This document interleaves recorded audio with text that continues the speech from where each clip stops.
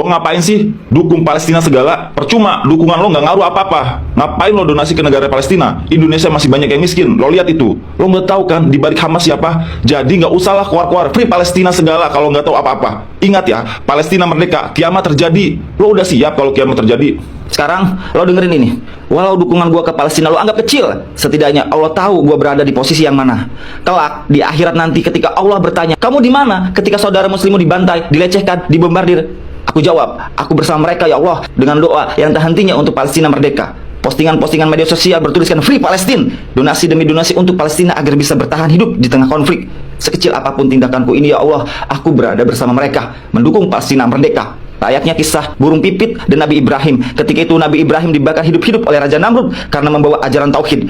Burung pipit sibuk bolak-balik membawa air dari danau untuk memadamkan api. Melihat itu, sang gagak bertanya, "Apa yang kau lakukan, wahai burung pipit?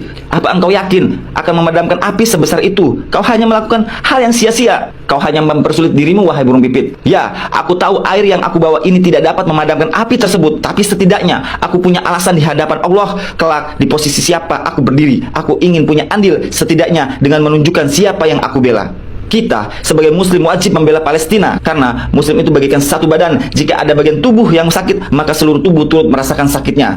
Bantulah Palestina sebisa kita dengan doa, speak up, donasi, atau apa saja. Yang terpenting Palestina merdeka, agar tidak ada lagi pembantaian di Palestina. Lo bilang, ngapain donasi ke Palestina? Di negara sendiri masih banyak rakyat yang miskin. Lo dengar ini, orang yang gemar donasi udah pasti sudah pernah membantu berdonasi di negaranya sendiri.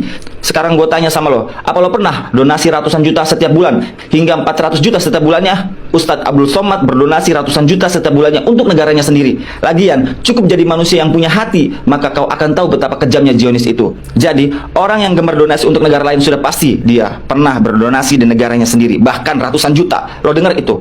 Sekarang, anggap aja gua ini bodoh. Lo yang paling tahu segala di balik Hamas. Siapa itu nggak penting buat gua. Yang paling penting bagi gua Palestina merdeka, agar tentara Zionis Israel tidak lagi membombardir penduduk Palestina.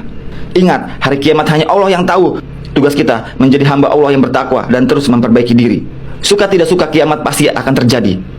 Layaknya suka tidak suka kematian pasti akan menghampiri kita. Pertanyaannya, apakah kita sudah siap membawa bekal untuk kematian? Apakah kita sudah siap menghadapi hari kiamat dengan begitu dahsyatnya fitnah Dajjal? Apakah kita sudah siap jika Allah bertanya, kamu di posisi mana ketika Palestina dibombardir?